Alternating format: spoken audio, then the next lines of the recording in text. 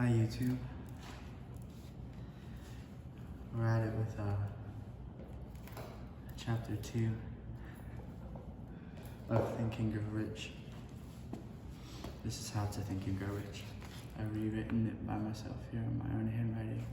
I'm just going to read it to you, and I'm confirming it to myself. So please listen along. I have a lot to say. Chapter 2, Desire, the starting point of all achievement, the first step towards riches. When Edwin C. Barnes climbed down from the freight train in Orange, New Jersey, more than 30 years ago, he may have resembled an unintelligent, but his thoughts were that of a king. I love this story. As he made his way from the railroad tracks to Thomas A. Edison's office, his mind was at work. He saw himself standing in Edison's presence. He heard himself asking Mr. Edison for an opportunity to carry out a one-consuming obsession of his life. A burning desire to become the business association of the great inventor. Barnes' desire was not a hope, it was not a wish, it was a keen, pulsating desire which transcended everything else. It was definite. The desire was not at first when he approached Mr. Edison. It had Barnes' dominating desire for a long time. In the beginning, when the desire first appeared in his mind, it may have been properly and appropriately placed, but only a wish and near more than it appeared before Mr. Edison with it.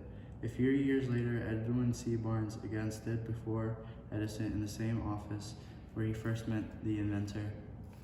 This time, his desire had been translated into reality. He was in business, Edison. He was in business with Edison. The dominating dream of his life had become a reality. Today, people who know Barnes envy him because of the break life yielded him. They may see him in the days of his triumph without taking the trouble to investigate the causes of his success. Barnes succeeded because he chose a definite goal and placed all his energy, all his willpower, all his effort, everything back of that goal. He did not become the part when he first arrived. He was content to start in the most menial work as long as it provided an opportunity to take even one step towards his cherished goal. 5 years passed before the chance had been seeking made its appearance. During all those years, not one ray of hope, not one promise of attainment of his desire had been held out to him. To everyone except himself, he appeared only another cog in the Edison business wheel, but in his own mind, he was the partner of Edison every minute of the time, the very day that he first went to work there. It was a remarkable illustration of the power of a definite desire. Barnes won his goal because he wanted to be a business associate of the Edison more than he wanted anything else. He created a plan by which to attain that purpose, but he burned all his bridges behind him. He stood by his desire until it became the dominating obsession of his life and finally effect. And when he went to Orange, he did not say to himself, I will try to induce Edison to give me a job of some sort. He said, I will see Edison and I will put him on notice that I have come to go into business with him. He did not say, I will work there for a few months, and if I get no encouragement, I will quit and go get a job elsewhere. He did say, I will start anywhere, and I will do anything Edison tells me to do before I am through. I will be his associate. He did not say, I will keep my eyes open for another opportunity in case I fail to get what I want in the Edison organization. He said it was there, but it was just one thing in the world that he was determined to have, and that was business association with Thomas A. Edison. I will burn all bridges behind me, and I will stake my entire future on my ability to get what I want. He left himself no possible way of retreat. He had to win or perish. That is all there is to the Barnes story of success. A long while ago, a great warrior faced a situation which made it necessary for him to make a decision which ensured his success on the battlefield. He was about to send his armies against a powerful foe whose men outnumbered his own. He loaded his soldiers, then gave the order to burn the ships which had carried them. Addressing his men before the first battle, He said, "You see the boats going up in smoke? That means that we cannot leave these shores alive unless we win. We have no choice. We win or we perish," and they won. Each person who wins in any undertaking must be willing to burn his ships and cut all sources of retreat. Only by doing so can he be sure and to maintain the state of mind and knowing his burning desire to win. And that is, is essential for success. The morning after the Great Chicago Fire, a group of merchants stood on a state street looking at smoking remains of what had been their stores. They had went into the conference to decide if they would try to rebuild or leave Chicago and start over at a more promising section of the country. They reached a decision, all except one, to leave Chicago. The merchant who decided to stay and rebuild pointed a finger at the remains of the store and said, "Gentlemen, at the very spot I will build the world's greatest store, no matter how many times it burns down." That was more than 50 years ago. The store was built. It stands there today, a towering monument to the power and the state of mind known as a burning desire. The easy thing for Marshall Field to have done would have been exactly what his fellow merchants did. When the going was hard and the future looked dismal, they pulled up and went where the going seemed easier.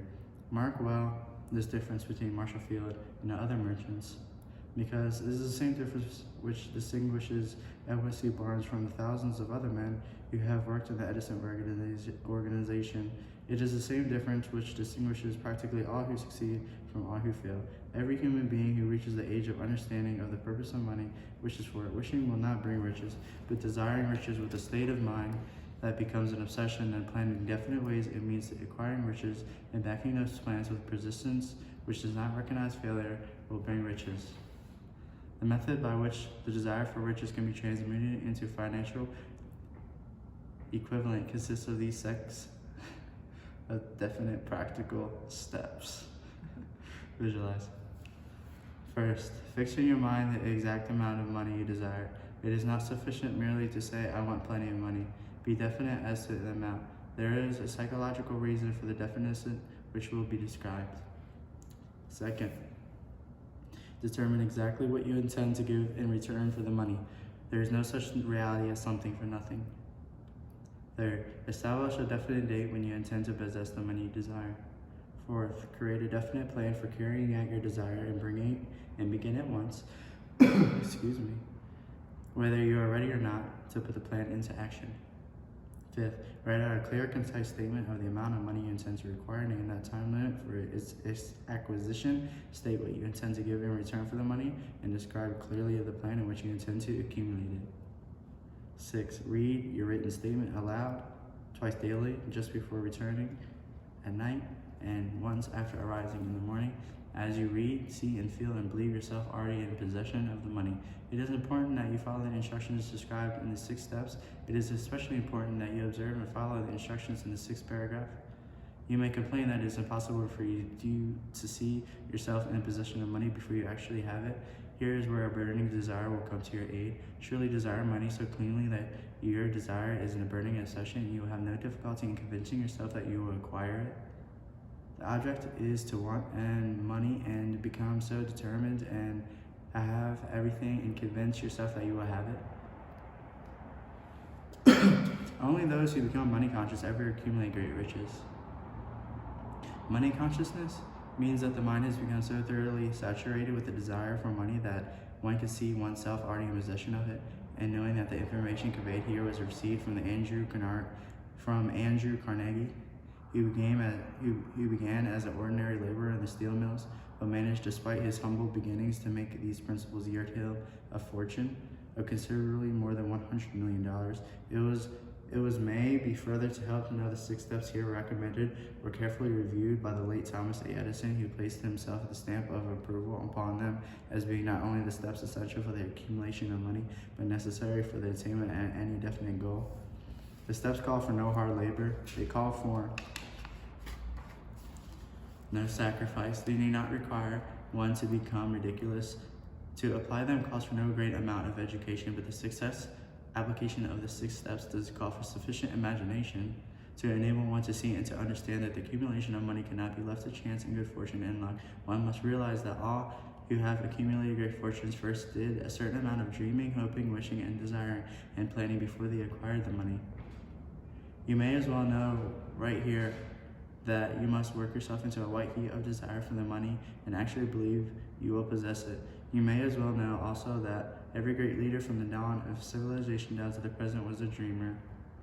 Christianity is the great potential power in the world today because the founder was an intense dreamer who had the vision and the imagination to see realities in their spiritual form before they were actually transmuted into physical form. Never in the history of America has been such a great opportunity for practical dreamers as now exists. A new race is about to be run. The stakes represent huge fortunes will and have been already accumulated. The roles of the race have changed because we live now in a changed world that definitely favors the masses. We are in the race for riches and should be encouraged to know that this changed world in which we live is demanding new ideas and new ways of doing things and new leaders and new inventions and new methods of teaching, new methods of marketing, new books and literature, new features on the radio, new ideas for movies and books. All of this has been trained for the new and better things, which one quality has been much possessed to win, and that is the definite of purpose and the knowledge of what one wants and a burning desire to possess it. This changed world requires practical dreamers who can and will put their dreams into action. The practical dreamers who always have been the pattern makers of civilization. We are who we are to desire and accumulate riches, and should remember the real leaders of the world always have been men who harnessed and put in practical use of the intangible, unseen forces of unborn opportunity and converted those forces or impulses of thought into skyscrapers, cities, factories, airplanes, automobiles, and every convenience that makes life more pleasant. Tolerance and an open mind are practical necessities of the dreamers today. Never has there been a time or more favorable to the pioneers that present their truth and vast business and financial and industrial world to be remodeled and redirected under new lines and better lines. In planning to acquire share of riches, let no one influence you in the scorn the dreamer. To win big stakes in this change world, you must catch the spirit of the great pioneers of the past, whose dreams have given to civilization all that has of value. The spirit which serves as the lifeblood of our own country, your opportunity and mine to develop and market our talents. I just like to read. Let us not forget, Columbus dreamed of an unknown world, staked his life on it and the existence of such a world, and discovered it. A great astronomer dreamed of a multiplicity of worlds and revealed them, and no one denounced him as impractical after he had triumphed. Instead, the world worshipped at his shrine, thus providing once more that the success requires no apologies, failure permits no alibis. If this thing is your wish, and it's your right, and you believe in it, then you go ahead and do it. Put your dream across and never mind what they say. If you meet with temporary defeat, for they perhaps do not know what it brings to the seed of an equivalent of greater benefit when you experience temporary defeat. As Henry Ford, poor and uneducated, dreamed of a horseless carriage and went to work with what tools he possessed without waiting for opportunity to favor him, and now evidence of his dreams built the entire earth. He has put more wheels into operation than any man who has ever lived. Because he was not afraid to back his dreams, Thomas A. Edison dreamed of a lamp that could be operated by electricity. He began where he stood to put his dream into action. Despite more than 10,000 failures, he stood by that dream until he made it physical reality. Practical dreamers do not quit. We dream of chain cigar stores, a dream that was transformed into action, and now that United cigar stores occupy the best corners in America. Lincoln dreamed of freedom for the black slaves, put his dream into action, and bravely missed living to see a North united and South translated into his dream of reality. The Wright brothers dreamed of a machine that would fly through the air. No one may see evidence all over that they dreamed soundly. Everyone will see evidence. Marconi dreamed of a system for harnessing the intangible forces of the ether. Evidence that he did not dream in vain may be found in every wireless and radio in the world. Moreover, Marconi's dream brought to him the humblest cabin in the most stately manor house side by side. It made the people of every nation on earth backdoor neighbors. It gave the President of the United States a medium by which he he may talk to all the people of America at one time. And on a short notice, and it may interest you to know that his friends had taken him into custody and examined him in a hospital when he announced he discovered a principle through which he could send messages to the air without the aids of wireless or other direct physical means of communication. The dreamers of today fare better. The world has become accustomed to new discoveries, nay, and I would have to say has shown a willingness to reward the dreamer who gives the world a new idea. The greatest achievement was, at first, and for a time, but a dream. The oak sleeps in the acorn, the bird awaits in the egg, in the highest vision of the soul. Awakening angel stirs, dreams are the seedlings of reality. Awake, arise, and assert yourself, you dreamers of the world. Your star is now in ascend. How are we going to pronounce that word? How are we going to pronounce that word? Ascendancy? Your star is now in ascendancy.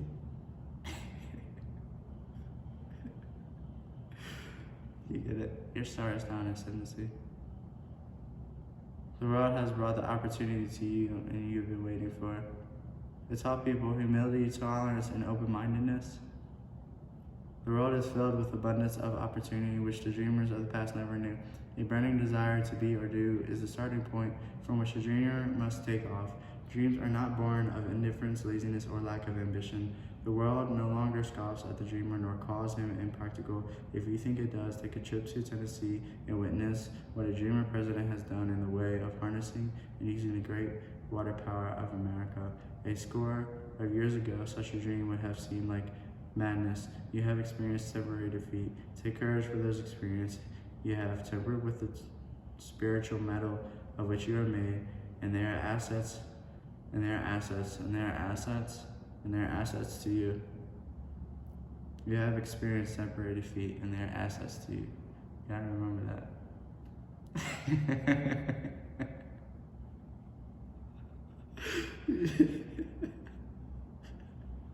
Anyways, I want to keep reading. It echoes. Okay. You know you have to pass through a lot of heartbreak and struggles before they arrive. You know that, right? The turning point in which all of these lives in which succeed usually come at the moment of some crisis through which they are introduced to their other selves. John Bunyan wrote The Pilgrim's Progress, which is among the finest of all English literature. After he had been confined in prison because of his views on the subject of religion, O. Henry discovered the genius which had slept in his brain, after which he had met with the great misfortune to become acquainted with his other self and use his imagination. He discovered himself to be a great author instead of an outcast. Strange and varied are the ways of life, and stranger still are the ways of infinite intelligence, through which men are sometimes forced to undergo all sorts of circumstances before discovering their own brains and their own capacity to create useful ideas through which imagination allows you to create.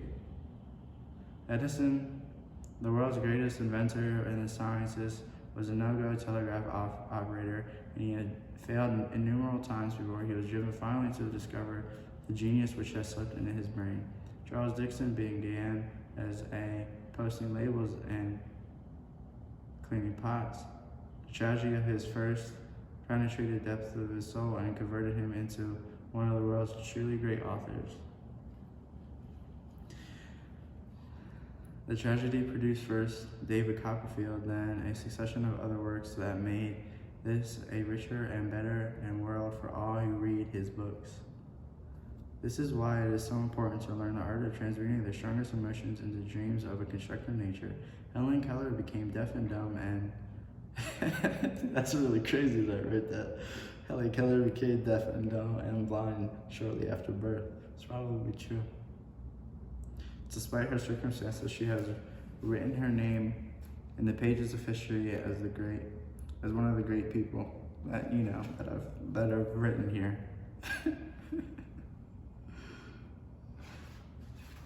Her entire life was served as evidence. that no one is ever defeated until defeat has been accepted as reality. Robert Burns was a drunk, although the world was made better for his having lived, because he clothed beautiful thoughts in poetry and thereby plucked a thorn and planted a rose in its place. Booker T. Washington was born in slavery because he was tolerant, had an open mind, and at all times on all subjects, and was a dreamer. He left his impress for good on the entire race. Beethoven was deaf, Milton was blind, but their names will last a long time and endures because they dreamed and translated their dreams into organized thought. Before passing to the next chapter, in your mind, the fire of hope, faith, and courage, and tolerance. If you have these states of mind and are working in knowledge of the principles described, all else you will need will come to you when you are ready for it. Let Emerson state the thought in these words: every proverb, every book, every byword that goes on every line belongs to that aid, and on the comfort shall surely come home through open and winding passages. Every friend, every friend who not that I think fantastically well is all I have to say. Because there's a difference between wishing for a thing and being ready to receive it. No one is ready for a thing until he believes he can acquire it. And it's the state of mind that must believe that it's not just hope, that it's not just wish, but it's open-mindedness, and it's essential for belief. Closed minds do not inspire faith, courage, and belief. No more effort is required to aim high in life, to demand abundance and prosperity than is required to accept anything else. A great poet has correctly stated this universal truth through these lines: I bargained with a life for a penny, and life would pay no more. However, I begged that evening when I counted my scanty store, for life is just an employer, he gives you what you ask. But once you have set the wages, why, you must bear the task. I worked for a menial's hour, only to learn dismayed that any wage I had asked for life, life would have willingly paid. Here's how desire outwits Mother Nature. They're written in my handwriting. BTW. As a fitting climax to this chapter, Hill wishes to introduce one of the most unusual persons he has ever known. Hill first saw him 24 years ago, a few minutes after he was born. He came into the world without any physical signs of ears, and the doctor admitted, when pressed for an opinion, that the child might be dead and mute for life. Hill challenged the doctor's opinions. Hill had thought, and he had the right to do so. Hill was the child's father, and Hill reached a decision and rendered an opinion, but Hill expressed the opinion silently in the secrecy of his own heart. Hill decided that his own son would hear him speak. Nature could send Hill a child without ears, but nature could not induce Hill to accept the reality of that affliction. In Napoleon's own mind, he knew that his own son would hear and speak. How? Hill was sure that there must be a way, and he knew he would find it. Hill thought of the words of the immortal Emerson. The whole course of things goes to teach us faith. We need to only obey. There is guidance for each of us, and by lowly listening, we shall hear that right word. The right word? Desire. More than anything else, Hill desired that his own son should not be deaf or mute. From that desire, he never receded for a second. Many years previously, Hill had written, "Only our limitations are those we set up in our own minds." For the first time, Hill wondered if that statement were true. Lying on the bed in front of Hill was a newly born child without natural hearing equipment. Even though he wanted the child to speak, he was obviously disfigured for life. Sure thing was a limitation which the child has not set up in his own mind. Surely Hill's own son has taught Hill that handicaps can be converted into stepping stones on which one may climb towards some worthy goal. The little deaf boy went through the grades of high school and college without being able to hear his teachers except when they shouted at him at close range. He did not go to school for the deaf. Hill would not permit him to learn the sign language. Hill was determined that he should live a normal life and associate with normal children, and Hill stood by that decision, although it caused many heated debates with school officials. Should we continue? Yeah, we should continue.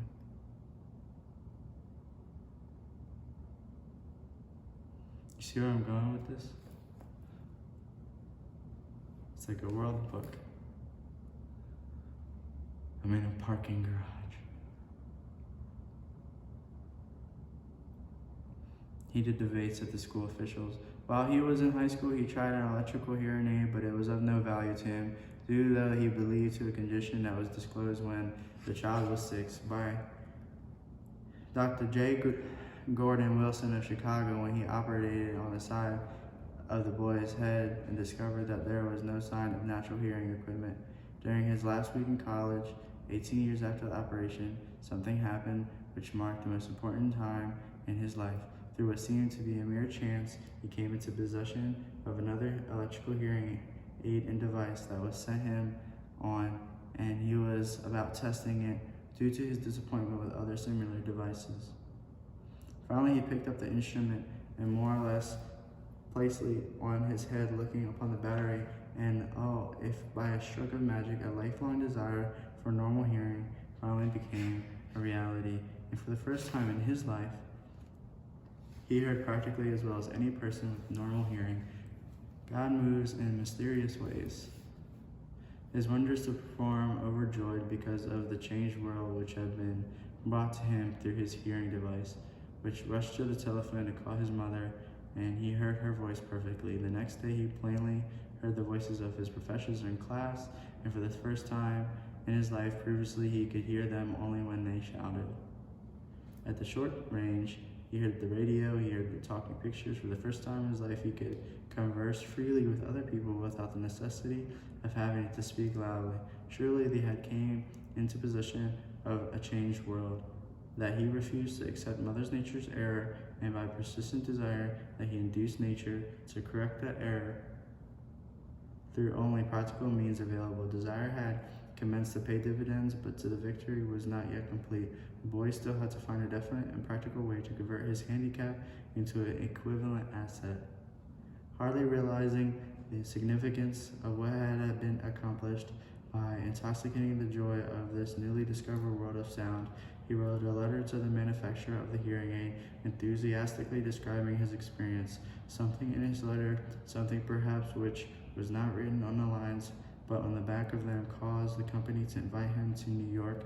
When he arrived, he was escorted through the factory, and while talking with the chief engineer, telling him about his changed world, a hunch and an idea and an inspiration, call it what you wish, flashed into his mind. It was the impulse of thought which converted his affliction into an asset destined to pay dividends in both money and happiness to thousands to all to come. The sum and substance of the impulse of thought was this. It occurred to him that he might be help to the millions of deafened people who go through life with the true benefit of hearing devices. If he could find a way to tell them the story of this changed world, then and there he reached a decision to devote the remainder of his life to rendering useful service to the hard of hearing. For an entire month, he carried an intensive research, during which he analyzed the entire marketing system of the manufacturer of the hearing device and created ways and means of communicating with the hard of hearing all over the world for the purpose of sharing with them this newly discovered changed world. When this was done, he put into writing a 2-year plan based upon his findings. When he presented the plan to the company, he was instantly given a position for the purpose of carrying out this ambition. His ambition, little did he dream when he went to work that he would be destined to bring hope and practical relief to thousands of deafened people who, without his help, would have been doomed forever to deafmutism. Shortly after he became associated with the manufacturer of his hearing aid, he invited Hill to attend a class conducted by his company for the purpose of teaching deaf mutes to hear and speak. Hill had heard of such a form of education, therefore Hill visited a class, skeptical but hopeful that at the time would not be entirely wasted. Here, Hill saw a dream, a demonstration, which gave a greatly enlarged vision of what Hill had done to arouse and keep alive in his son's mind the desire for normal hearing. Hill saw deaf mutes actually being taught to hear and to speak through the application of same principle Napoleon Hill had used more than 20 years previously in saving his own son deaf mutism. Thus, through some strange turn of the wheel of fate, his son Blair, as well as Napoleon, have been destined to aid in correcting deaf mutism for those yet unborn, because they may be only living beings as far as they know, but who have established definitely the fact that deaf mutism can be corrected to the extent of restoring to a normal life for those who have suffered this affliction. It has been done for one, it can be done for others. There is no doubt in Hill's mind that Blair would have been deaf mute all his life if Hill had not managed to shape his mind into the way it has been shaped. The doctor who attended at his birth told them confidentially the child may never hear or speak. A few weeks ago, doctors tried to record and note. Specialists in such cases examined Blair very thoroughly. He was astounded. He had learned that while Napoleon's son now hears and speaks, and said his examination indicated that theoretically the boy should not be able to hear at all, but he had, despite the fact that the x-rays show that there is no opening in the skull whatsoever from his ears, and they should be on his brain. When Napoleon Hill planted in his mind the desire to hear and talk and live as a normal person, there it went into the impulse some strange influence which caused nature to become a bridge builder and span the gulf of the silence, his brain in the outer world by some means which medical specialists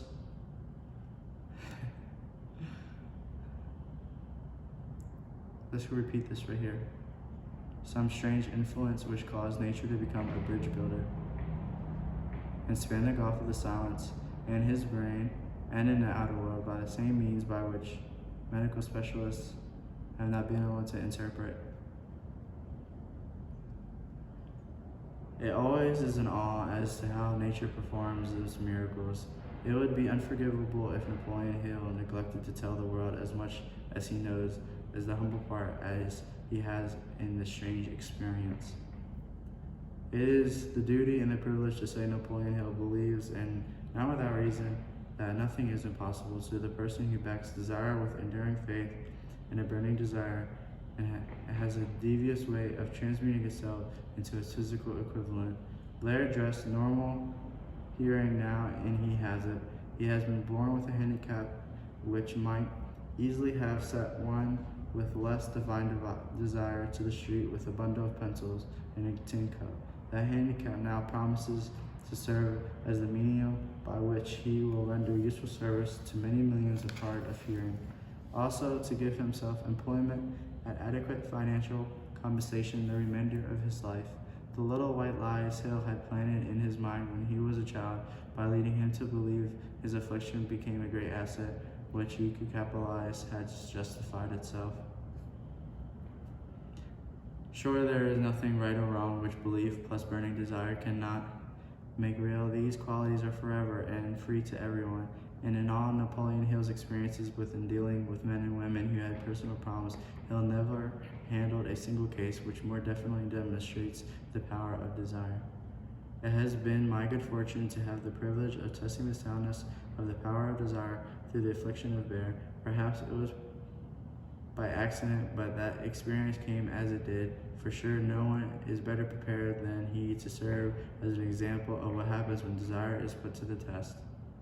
If Mother Nature bends to the will of desire, it is logical that mere men can defeat a burning desire. Strange and imponderable as the power of human mind, we do not understand the method by which it uses every circumstance, every individual, every physical thing within its reach as a means of transmuting desire into its physical counterpart. Perhaps science will uncover this secret. Hill planted in his son's mind the desire to hear and speak, as a normal person hears and speaks. That desire has now become a reality. Hill planted in his mind the desire to convert his greatest handicap into the greatest asset. That desire has been realized. The modus operandi by which this astounding result was achieved is not hard to describe. It consisted of three very definite facts. First, Hill mixed faith with the desire for normal hearing, which he passed on to his son. Second, he communicated the desire to him in every conceivable way available through persistent, continuous effort over a period of years. Through his son believed him. As this chapter has been completed, news came of the death of Schumacher. One short paragraph in the News Dispatch gives a clue to the unusual woman's stupendous success as a singer. Hill quoted the paragraph because the clue it contains is more than a desire. Early in her career, Schumacher visited the director of Vienna Court Opera to have him test her voice, but he did not test it. After looking at one awkwardly poor-dressed girl, he exclaimed, none too gently, with such a face and with no personality at all, how can one ever succeed in opera? My good child, give up the idea, buy a sewing machine and go to work. You can never be a singer. Never is a long time. The director of the Vienna Court Opera knew about the technique of singing. He knew about the power of but he knew little about the power of desire when it assumes the proportion of an obsession. If he had known more of that power, he wouldn't have made the mistake of condemning genius without giving it opportunity. Several years ago, one of Hill's business associates became ill. He became worse at the time and went on and finally was taken to the hospital for the operation. Just before he was wheeled into the operating room, Hill took a look at him and wondered how anyone as thin and as little as he could possibly go through a major operation so successfully. The doctor warned Hill that there was little if any chance of him ever seeing him again, but that was the doctor's opinion. It was not the opinion of the patient. Just before he was wheeled away, he whispered, "Do not be disturbed, Chief. I will be out of here in a few days." The attending nurse looked to Hill with pity, but with the patient did come through safely. After it was all over, his physician said nothing but his own desire to live saved him, and he would never have pulled through if he had not refused to accept the possibility of death. I believe in the power of desire backed by faith because I have seen this power lift men from lowly beginnings to places of power, of wealth, and I have seen it rob the graves of their victims. I have seen it serve as a medium by which men staged a comeback after having been defeated hundreds of different ways. Hill seen it and provided his own son with a normal, happy, and successful life despite nature's having sent him into the world without ears. How can one harness and use the power of desire? This has been answered through this and other chapters of this book. This message went out to the world at the end of the longest and perhaps the most devastating depression America has ever known. It is reasonable to presume that the message will come to the attention of many who have and been wounded, to the great numbers of people who must experience their plans and stage a comeback. To all these, I wish to convey the thought that all achievement, no matter what it may be in its nature or its purpose, must begin with an intense burning desire for something definite and a power of principle of mental chemistry which has never been seen before. And nature wraps up in the impulse of a strong desire, that something which recognizes no such thing as impossible and accepts no such reality as failure. Well, that was chapter 2. How to Think and Grow Rich. Desire.